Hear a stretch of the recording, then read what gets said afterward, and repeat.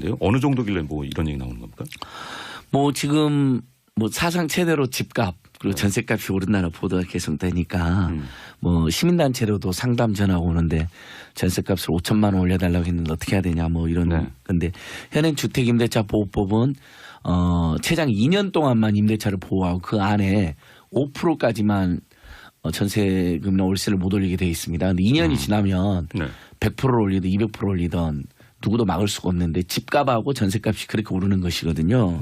그래서 아까 우리가 결혼 절벽 말씀도 드렸는데 작년에 혼인 건수가 30만 건 아래로 떨어졌습니다. 이게 42년 만에 최저치인데 이 원인이 무엇이냐.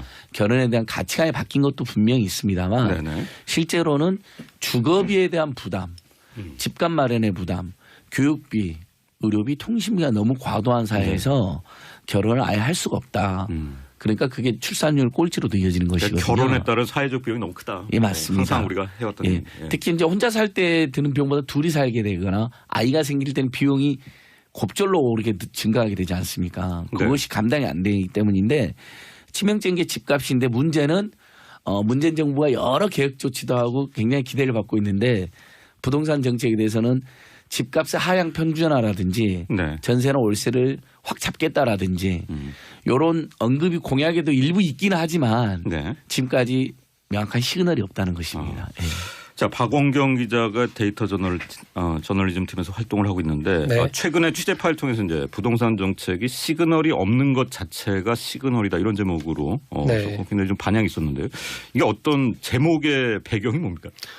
그러니까 안진걸 처장께서 말씀해 주신 것처럼 이제 새 정부가 출범을 하게 되면 사람들이 이 정부의 주택 정책은 어떻게 될 것이냐 많은 예상들을 하고 거기서 나오는 발언들을 보면서 이제 예상들을 하는데 이번 정부는 출범하고 나서 물론 이제 인수위가 없이 급격하게 갑자기 들어선 부분도 있긴 하겠지만 주택 부분에 대해서는 또 유난히 좀 언급이 없었어요.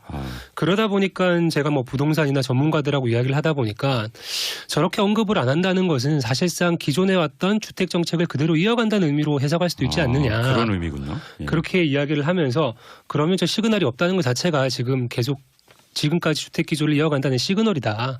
그렇게 움직이는 사람들도 분명히 있다. 이렇게 이야기를 하더라고요. 일단 뭐 그런 이유가 있을 것 같은데 그러면 이제 최근 집값 상승의 원인은 단순히 그런 말씀하신 시그널의 문제인가요? 아니면 시장의 차원의 문제가 있나요? 물론 뭐 가장 대표적으로 설명을 하는 게 지금 서울 지역 같은 경우에는 집값이 가장 상승폭이 큰 지역들이 재건축 지역들이거든요. 근데 재건축 지역들의 초과이익 관수제가 올해까지 이제 유예된 기간이 만료가 되고 내년부터 부활을 하는데 올해 이제 그 사업들을 빨리 추진을 하고 있으니 그 초과이익 관수제가 도입되기 전에 이제 투자를 하자 이런 것들 때문에 집값이 오르고 있다 이런 분석들도 있고요. 또 한 가지는 이제 탄핵 정국을 지나오면서 정치적 불확실성이 이제 제거됐으니 사람들이 이제 활동을 많이 하면서 집값이 오른다 이렇게 이야기들도 하고는 있는데 근데 전문가들이 계속 이야기를 하다 보면 그런데도 불구하고 자기들은 최근에 이렇게 집값이 오른 이유는 잘 모르겠다라고 이야기를 해요. 전문가들도 그렇게 얘기한단 말이에요. 자기들도 도저히 이 정도까지 오르는 거는 진짜 자기들도 이해가 안 된다. 그러면 도대체 왜 그러냐. 그래도 설명을 좀 해달라. 이렇게 이야기를 하면 아마 사람들의 심리 때문인 것 같다. 그러니까 그 심리라는 게 뭐냐라고 이야기를 했더니 이제 앞서 말씀드린 것처럼 결국에는 집값은 계속 오를 수밖에 없는 거 아니냐. 우리 경제가 뭐 수출도 요즘 잘 안 되고 내수도 안 된다라고 하는데 믿을 것은 주택밖에 없다. 부동산밖에 없다. 그렇다라고 하면 새 정부가 다른 조치들을 취한다라고 하더라도 처음 이제 취임 초기에 경제 성장률이 떨어지는 것은 바라지 않을 텐데 그렇다라고 하면 결국에는 주택값이 어느 정도 상승하는 것은 용인할 수밖에 없지 않느냐.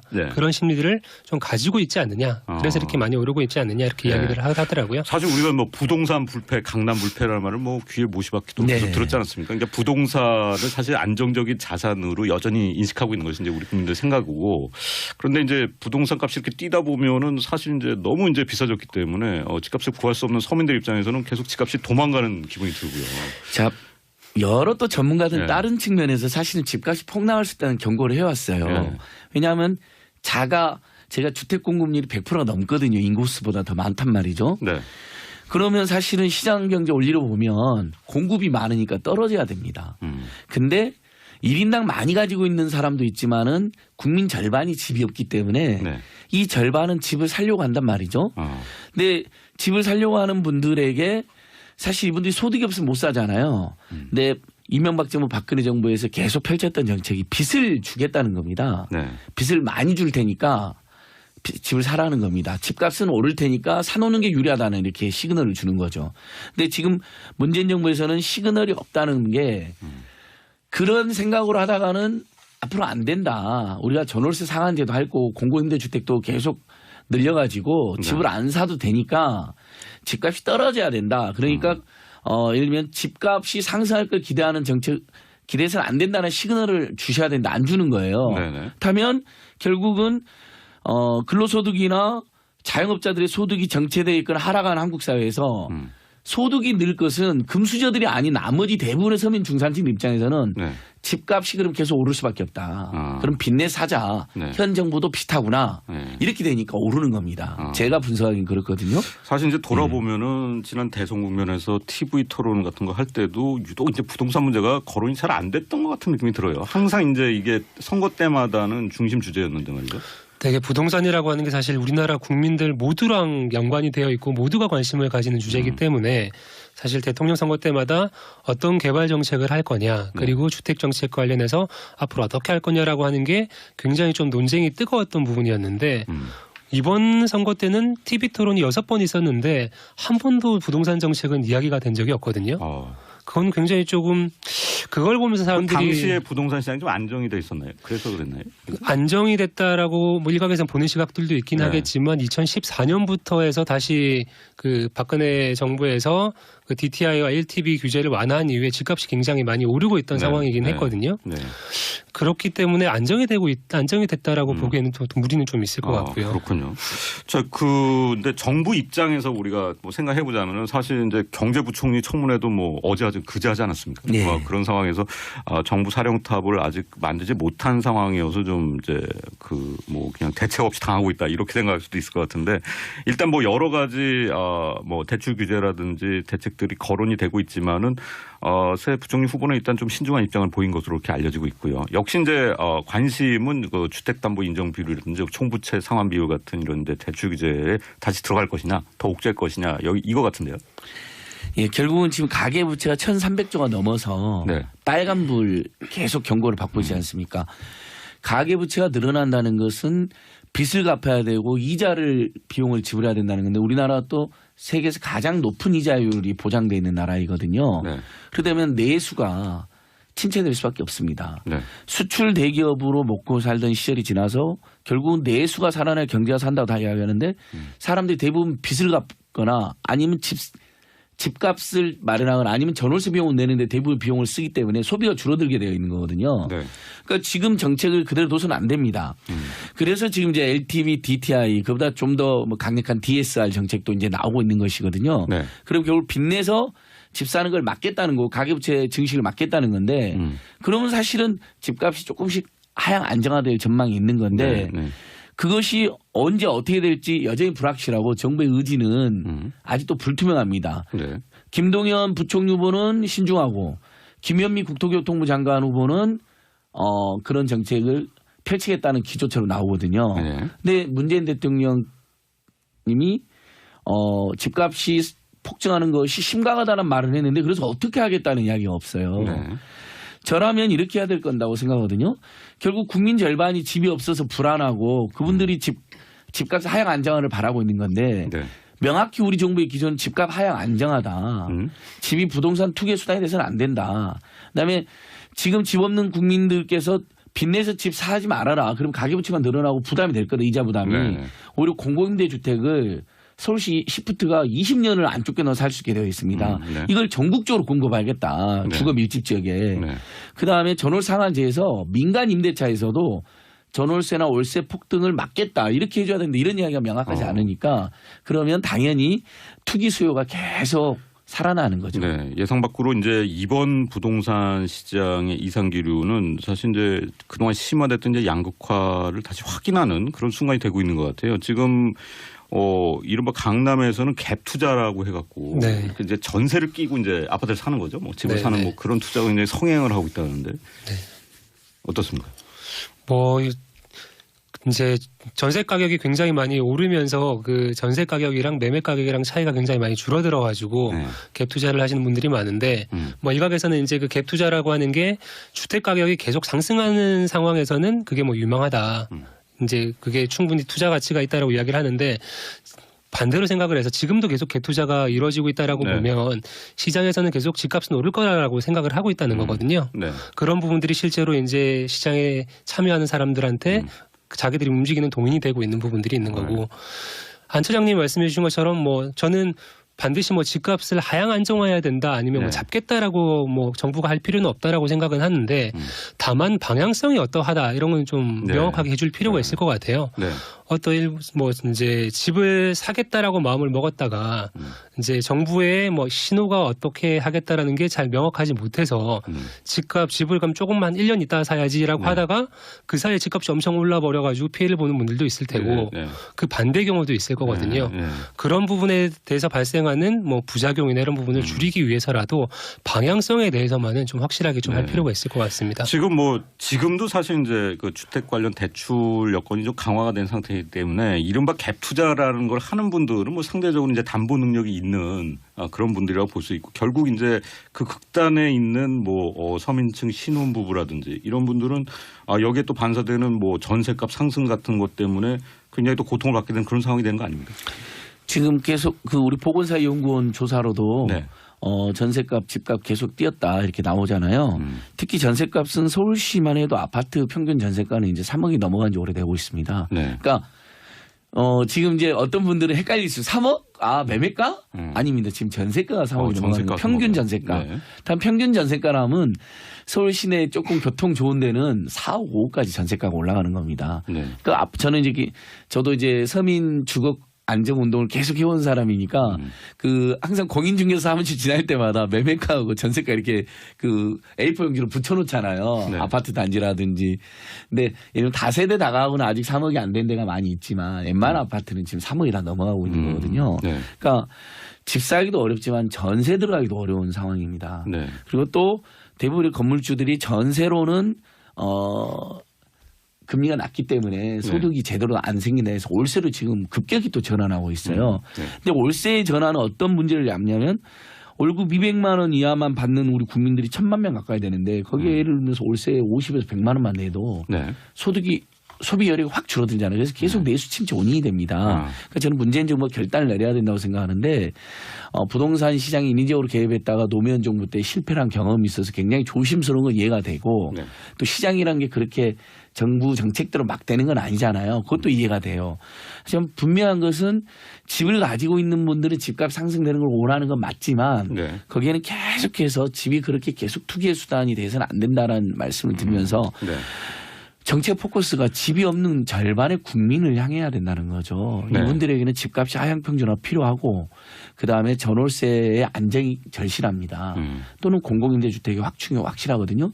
공공임대주택만 제대로 늘어나도 집값이 이렇게 많이 늘 수가 없습니다. 수요가 줄어들잖아요. 그러니까 그 신호라도 줘야 된다고 생각합니다. 5년 내내 공공임대주택을 획기적으로 늘릴 것이고 전월세 상한제를 해서 서민들이 집을 안 사도 굳이 사실 전월세 이렇게 오르면 무슨 생각하겠습니까? 아마 우리 앵커님 친구들 중에도 그런 분들이 있을 거예요. 야 전세 이렇게 오를 거야 차라리 집 사버리겠다 이런 분들 있죠. 그렇죠. 빚내 사버리겠다. 여기서 가계부채가 늘어나가 하수포가 생기는 거거든요. 아니다. 전월세 안 오른다. 폭증 맞겠다. 그러면 집 굳이 안 사는 분들이 많습니다. 그러니까 계속해서 투기 수요라 허위 수요가 만들어진다는 거죠. 가수요가 생긴다는 거죠. 이 부동산 시장에서 우리나라에서는. 자, 샵 1035로 여러분의 의견 받고 있는데요. 청취자 이재철 님은 솔직히 말해서 월급을 모아서 어떻게 집을 삽니까? 1가구 1주택으로 제한해 주시고 2주택 이상 중과세 해 주세요. 투기 세력만 반드시 잡아주세요. 부동산 정책 해결해 주시면 내수경제, 결혼, 출산, 인구 절벽이 해결됩니다 하는 의견을 보내셨습니다. 사실 이제 지금 재건축이 활성화되고 있는 것도 일종의 이제 그 부동산 시장이 상승세를 보이는 이유로 지목이 되고 있는데 또 이제 이동이 본격화되면은 전세 수요가 더 늘면서 사실 전세값이 더 늘어날 수밖에 없는 그런 상황이라는 분석도 나오는 것 같습니다. 짚어볼 부분이 최근에 이제 언론에서 보도를 한 부분인데 지난해 혼인 건수가 30만 건 아래로 급감을 하면서 연간 결혼 건수가 42년 만에 최저치를 기록했다는 건데요. 역시 이제 이런 그 결혼에 따른 그 비용 상승과 관련이 있는 거죠. 네, 그렇죠. 제 주변에만 봐도 아직 결혼 안 한 친구들이 제법 있는데요. 근데 거의 다 생각을 하는 게 집안채는 나이가 또 30대 중반으로 접어드니까 네. 집안채는 가지고 결혼을 해야 되지 않냐 이런 이야기들을 많이 하거든요. 근데 또 생각처럼 또 집안채를 구하는 게 굉장히 또 힘든 상황이고 네. 그러다 보니까 결혼 시기를 또 놓쳐버려가지고 결혼을 또 계속 늦어지는 경우들도 많고 그렇더라고요. 예, 그러니까 아까도 말씀드린 것처럼 혼인 건수 42년 최저로 떨어졌습니다. 네. 실업하고 집값이 큰 영향을 끼쳤다고 봐야 되고요. 그다음에 신혼집 준비에 예비비 헐이 더인다라는 보도도 계속 나오거든요. 전세금이 20년 전보다 4배가 올랐습니다. 당연히 그러면 대출 소득이 그걸 받쳐주지 못하잖아요. 네. 월급 200만 원 이하를 받는 국민이 1000만 명 정도 되거든요. 전세금을 못 만납니다. 그러니까 대출이 당연히 늘어나죠. 네. 신혼 여성들만 대출 경험이 1995년에 8.7%에 불과했는데 2015년에는 40% 가까이 됩니다. 그렇군요. 이제 다 대출이 일상화된 겁니다. 네. 가계부채가 1300조가 된 데는 내수가 이렇게 침체된 데는 다 이유가 있는 것입니다. 그러니까 저는 이대로 갈 것이냐. 네. 그럼 계속해서 양극화가 극단적으로 진행될 수밖에 없어요. 금수저들만 살만한 사회가 됩니다. 근데 네. 지금 문재인 정부 흑수저를 위한 세상을 선포했거든요. 네. 그렇다면 이 지금의 부동산 정책이 시그널을 계속 안 주는 건 문제라고 생각합니다. 우리 SBS 마부작침에도 나온 것처럼. 네. 그리고 지금 또 집값이 뛴 원인 중에 이제 방금 재건축 이야기 하셨잖아요. 네. 그것도 일부 집값도 뛰고 전세값 뛰는 원인인데 서울시하고 문재인 정부가 공약하거나 일부 시범 사업으로 선포하고 있는 도시 재생 사업이 영향을 끼치고 있습니다. 네. 이명박 오세훈 시절에 있었던 폭력적 뉴타운을 예방하겠다는 취지는 좋은데 어쨌든 도시 낙후 지역을 재생한다면 분명히 그 부분에 집값이 뛴다는 것은 누구나 예상할 수 있잖아요. 네. 네. 이걸 이제 서로 우리 지역도 해달라 이런 분위기가 지금 감지되고 있어요. 그러면 현 정부 들어서도 이것은 도시재생 사업은 어찌됐든 집값은 뛴다는 신호로 네. 가고 있는 거거든요. 네. 그래서 저는 도시재생 사업 취지 좋다고 생각합니다만 그것이 집값을 전국적으로 띄우는 것으로 악용될 수 있으니 네. 굉장한 주의가 필요하다 이런 의견도 드려보고 싶습니다. 벌써 발빠른 분들은 도시재생 사업 이제 후보군들이 사실 정해져 있거든요. 네. 그 지역에 벌써 투자를 하고 있다라고 그래요? 하더라고요. 네. 자, 청취자 8587님은요, 10수년간 전문가들이 나와서 지금처럼 비슷한 얘기를 했었는데, 현실은 공연부리고 씁쓸합니다 하는 좀 냉소적인 반응 보내셨고요. 7683님은 뭐, 집값을 올리는 것은 부동산들의 장난이다 하셨는데, 어떤 의미인지 잘 모르겠습니다. 3947님은요, 꼭 서울에서 살아야 되나요? 하는 또 글 보내셨는데, 지금 우리 집은 32평인데 2억밖에 안 되는데 전세가 3억이라고요. 인천으로 오세요 하셨습니다. 이런 또 얘기를 하시는 분들도 있네요. 그런데 지금 결혼 절벽 얘기를 저희가 드렸는데 사실 이제 이런 아까 보건사회연구원 통계도 언급을 하셨지만은 평균 자가 구입비라는 이제 항목으로 보면은 1995년 이전에 결혼한 지금 이제 기혼 여성 부부겠죠. 평균 7,364만 원을 집값을 했었는데 2010년에서 2015년 결혼한 부부는 얼마냐면은 1억 5,645만 원 평균 이렇게 지출을 했다고 합니다. 그러니까 뭐 1995년 이전에 비해서 이 결혼할 때 2배 이상의 신혼집 비용이 들어간다 하는데요. 어느 정도길래 뭐 이런 얘기 나오는 겁니까? 뭐 지금 뭐 사상 최대로 집값 그리고 전세값이 오른다는 보도가 계속되니까 뭐 시민단체로도 상담 전화 오는데 전세값을 5천만 원 올려달라고 했는데 어떻게 해야 되냐 뭐 이런 건데 현행 주택임대차 보호법은 최장 2년 동안만 임대차를 보호하고 그 안에 5%까지만 전세금이나 월세를 못 올리게 돼 있습니다. 근데 2년이 지나면 100%를 올리든 200% 올리든 누구도 막을 수가 없는데 집값하고 전세값이 그렇게 오르는 것이거든요. 그래서 아까 우리가 결혼 절벽 말씀도 드렸는데 작년에 혼인 건수가 30만 건 아래로 떨어졌습니다. 이게 42년 만에 최저치인데 이 원인이 무엇이냐. 결혼에 대한 가치관이 바뀐 것도 분명히 있습니다만 실제로는 주거비에 대한 부담, 집값 마련의 부담, 교육비, 의료비, 통신비가 너무 과도한 사회에서 결혼을 아예 할 수가 없다. 그러니까 그게 출산율 꼴찌로도 이어지는 것이거든요. 결혼에 따른 사회적 비용이 너무 크다. 예, 맞습니다. 항상 우리가 해왔던. 예. 특히 이제 혼자 살 때 드는 비용보다 둘이 살게 되거나 아이가 생길 때는 비용이 곱절로 이렇게 증가하게 되지 않습니까? 그것이 감당이 안 되기 때문인데 치명적인 게 집값인데 문제는 문재인 정부가 여러 계획 조치도 하고 굉장히 기대를 받고 있는데 부동산 정책에 대해서는 집값의 하향 평준화라든지 네. 전세나 월세를 확 잡겠다라든지 이런 언급이 공약에도 일부 있기는 하지만 네. 지금까지 명확한 시그널이 없다는 것입니다. 예.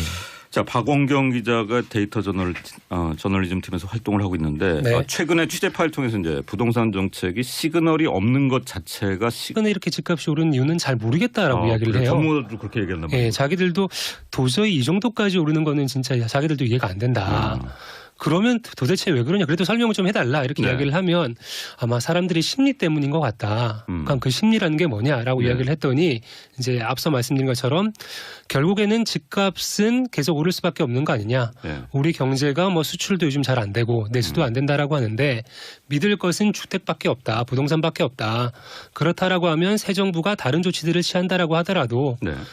처음 이제 취임 초기에 경제 성장률이 떨어지는 것은 바라지 않을 텐데 그렇다라고 하면 결국에는 주택값이 어느 정도 상승하는 것은 용인할 수밖에 없지 않느냐. 네. 그런 심리들을 좀 가지고 있지 않느냐. 그래서 이렇게 많이 오르고 있지 않느냐 이렇게 네. 이야기들을 하더라고요. 사실 우리가 뭐 부동산 불패, 강남 불패라는 말을 뭐 귀에 못이 박히도록 네. 계속 들었지 않았습니까? 그러니까 부동산을 사실 안정적인 자산으로 여전히 인식하고 있는 것이 이제 우리 국민들 생각이고 그런데 이제 부동산 값이 이렇게 뛰다 보면은 사실 이제 너무 이제 비싸졌기 때문에 집값을 구할 수 없는 서민들 입장에서는 계속 집값이 도망가는 기분이 들고요.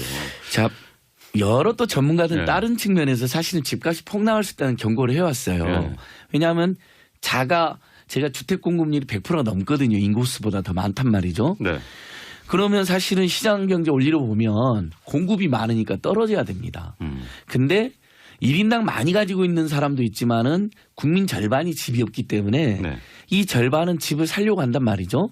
근데 집을 살려고 하는 분들에게 사실 이분들이 소득이 없으면 못 사잖아요. 근데 이명박 정부 박근혜 정부에서 계속 펼쳤던 정책이 빚을 주겠다는 겁니다. 네. 빚을 많이 줄 테니까 집을 사라는 겁니다. 집값은 오를 테니까 사놓는 게 유리하다는 이렇게 시그널을 주는 거죠.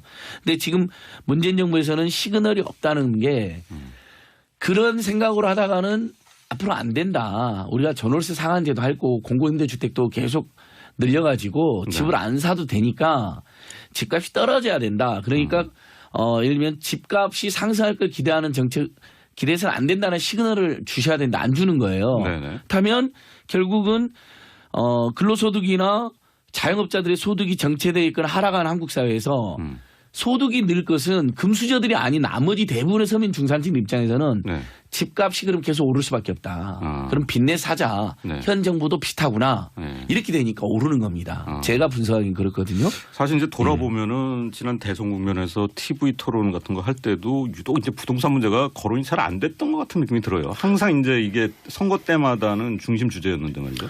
되게 부동산이라고 하는 게 사실 우리나라 국민들 모두랑 연관이 되어 있고 모두가 관심을 가지는 주제이기 때문에 사실 대통령 선거 때마다 어떤 개발 정책을 할 거냐 그리고 주택 정책 관련해서 앞으로 어떻게 할 거냐라고 하는 게 굉장히 좀 논쟁이 뜨거웠던 부분이었는데 이번 선거 때는 TV 토론이 6번 있었는데 한 번도 부동산 정책은 이야기가 된 적이 없거든요.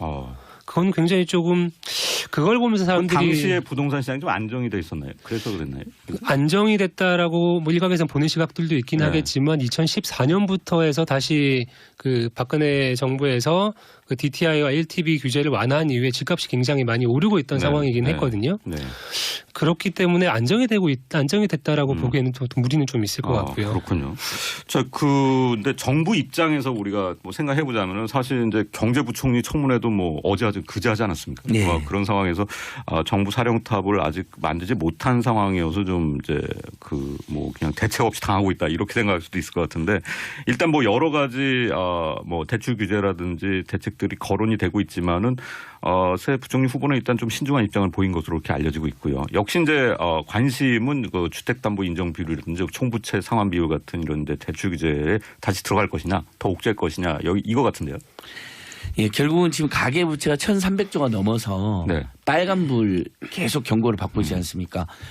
가계부채가 늘어난다는 것은 빚을 갚아야 되고 이자를 비용을 지불해야 된다는 건데 우리나라 또 세계에서 가장 높은 이자율이 보장되어 있는 나라이거든요. 네. 그러다 보면 내수가 침체될 수밖에 없습니다. 네. 수출 대기업으로 먹고 살던 시절이 지나서 결국은 내수가 살아나야 경제가 산다고 다 이야기하는데 사람들이 대부분 빚을 갚거나 아니면 집값을 마련하거나 아니면 전월세 비용을 내는데 대부분 비용을 쓰기 때문에 소비가 줄어들게 되어 있는 거거든요. 네. 그러니까 지금 정책을 그대로 둬서는 안 됩니다.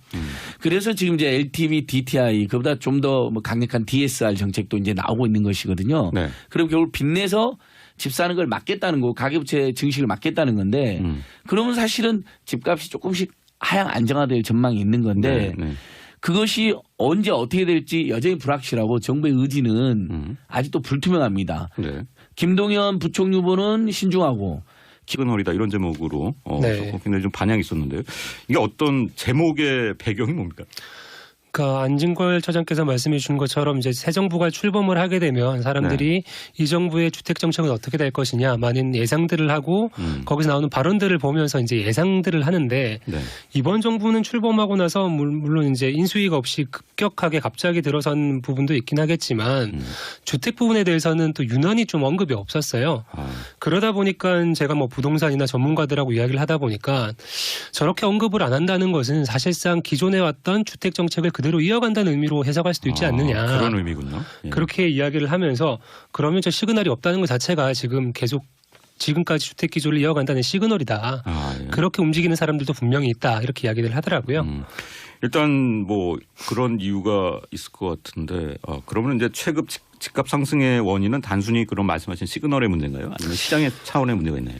물론 뭐 가장 대표적으로 설명을 하는 게 지금 서울 지역 같은 경우에는 집값이 가장 상승폭이 큰 지역들이 재건축 지역들이거든요. 네. 근데 재건축 지역들의 초과이익 관수제가 올해까지 이제 그 유예된 기간이 만료가 되고 내년부터 부활을 하는데 올해 이제 그 사업들을 빨리 추진을 하고 있으니 네. 그 초과이익 관수제가 도입되기 전에 이제 투자를 하자 이런 것들 때문에 집값이 오르고 있다 이런 분석들도 있고요.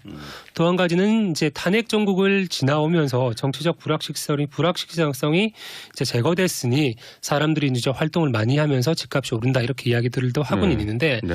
근데 전문가들이 계속 이야기를 하다 보면 그런데도 불구하고 자기들은